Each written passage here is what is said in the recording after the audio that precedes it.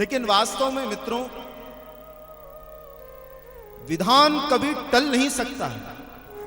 विधाता ने जो लिख दिया है वह होना ही है, वो कभी टल नहीं सकता। हम चाहे उसे कितना ही टालने का प्रयास करें, कितना ही प्रयास करें, पर वो टलता नहीं है।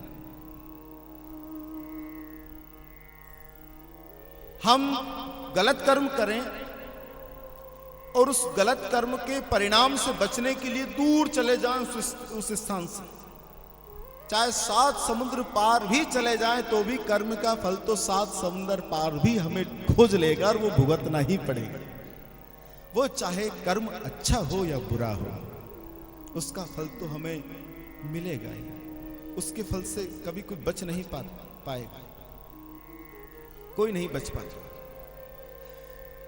और वो कर्म का फल ये भी नहीं देखता कि कर्म करने वाला राजा है कि रंग है कि ब्राह्मण है कि क्षत्रिय है कि वैश्य है कि कौन है। वो तो सबके लिए समान होता है, वो किसी के लिए कम या ज्यादा नहीं होता, वो सबके लिए समान होता है। कर्म का फल तो करने वाला चाहे कोई भी हो, वो सबके लिए समान होता है, समान रूप से वो सबकी ओर। सब पर मोर बराबरी दाया। भगवान की कृपा जिस प्रकार सबके ऊपर बरसती है, सबके ऊपर बराबर होती है, उसी प्रकार कर्म का फल भी सबके लिए समान होता है, चाहे करने वाला कर्ता कोई भी क्यों ना हो, वो सबके लिए समान होता है। भगवान की कृपा भी सबके ऊपर बराबर बरसती है। अब हमारी क्षमता के ऊपर निर्भर करता है कि हम उसकी कृपा को कितना लें, यह हमारी क्षमता के ऊपर है। ध्यान से सुनना। मान लीजिए हमारे यहां बरसात हो रही हो। अब बरसात में हम कुछ मटके सीधे रख दें, कुछ औंधे रख दें, उल्टे। अब वो सीधे रखे हुए ना, वो तो फुल भर जाएंगे, थोड़ी पहली बरसात में, एक ही बरसात में भर जाएंगे। और जो उल्टे रखे हुए, वो चाहे जीवन भर बरसात होती रहे, हर साल रख दो, लेकिन वो कभी उनमें एक बूंद पानी भी नहीं आएगा, क्योंकि वो सीधे नहीं है, अनुकूल नहीं है, प्रतिकूल होकर बैठे हुए। अब वो मटके चाहे तो ये भी कह सकते हैं कि कहां बरसात हुई, हमें तो पता ही नहीं चला बरसात कब हो गई, हमें तो एक बूंद भी नहीं आया था। भैया आएगा कैसे, तुम उल्टे बनकर रखे हुए हो, है ना।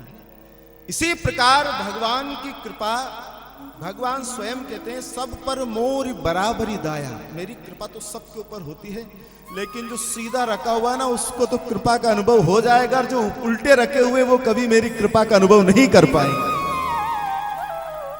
वो कभी नहीं कर पाएंगे। वो भगवान को चाहे तो गालियां भी दे सकते हैं कि ऐसा नहीं किया, तुम्हें ऐसा करना था, ऐसा नहीं किया, मेरे साथ ही गलत क्यों होता है, ये ऐसा क्यों हो गया। वो चाहे तो आरोप भी भगवान के ऊपर आरोप प्रत्यारोप लगा सकता है, लेकिन वास्तव में भगवान की कृपा होती हुई नहीं दिखाई देती है, उसका तो अनुभव करना पड़ता है।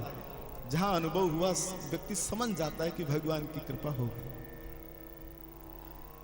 अपने मृत्यु के भय से सम्रासुर ने भगवान के प्रथम पुत्र प्रद्युम्न को फेंक दिया समुद्र में, लेकिन विधान कभी टल नहीं सकता। उस बालक को जैसे ही फेंका तो एक मछली उसको निगल गई, वो बालक मरा नहीं, और मछुआरे उसी मछली को पकड़कर लेकर आए। सम्रासुर जिसे मार चुका था, वो सम्रासुर की मृत्यु उसके महल में आकर पलने लगी, बड़ी होने लगी, उसके महल में आ गई।